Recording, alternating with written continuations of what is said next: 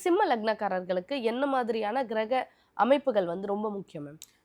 சிம்மத்துக்கு அந்த லக்னத்தின் வலு அப்படிங்கிறது சூரிய பகவான் தான். இந்த சூரியனை தான் நம்ம கதின்னே சொல்லுவோம். விதி என்று சொல்லக்கூடிய லக்னம் கெட்டாலும், மதி என்று சொல்லக்கூடிய ராசி கெட்டாலும், கதி என்று சொல்லக்கூடிய சூரியன் ஒருவர் ஒரு ஜாதகத்தில் சிறப்பாக இருந்தாலே அவங்களுக்கு எல்லாமே கிடைச்சிடும் அப்படின்னு சொல்றது. இப்ப நம்ம உலக ஜீவராசிகளுக்கு எல்லாமே சூரியன் தான் ரொம்ப இம்பார்ட்டன்டான ஒரு கிரகம். அந்த சூரியன் வலு குறைஞ்சிடுச்சு அப்படின்னா, பொதுவாவே எந்த ஜாதகத்திலுமே சூரியன் வலு இழக்கக்கூடாது. வலு இழந்துருச்சுன்னா, அவங்களுக்குள்ள உயிர் சக்திகள்ங்கிறது ரொம்ப குறைஞ்சு போயிடும். ம். அந்த ஆத்மா அப்படிங்கிற ஒரு நிகழ்வு வந்து ரொம்ப டவுன் ஆயிடும். டவுன் ஆயிடுச்சுன்னா என்ன பண்ணுவாங்க, நல்லா தெம்பா இருக்கிற மாதிரி இருப்பாங்க. ஆனா, ஒரு செயல செய்யும்போது ரொம்ப அப்படியே விடவிடன்னு அவங்களுக்கு வந்துடும். நல்லா தானே இருந்தேன். ஆனா, இத பண்ணும்போது மட்டும் இப்படி ஆகுது அப்படிங்கிற மாதிரி ஃபீல் பண்ண ஆரம்பிச்சுருவாங்க.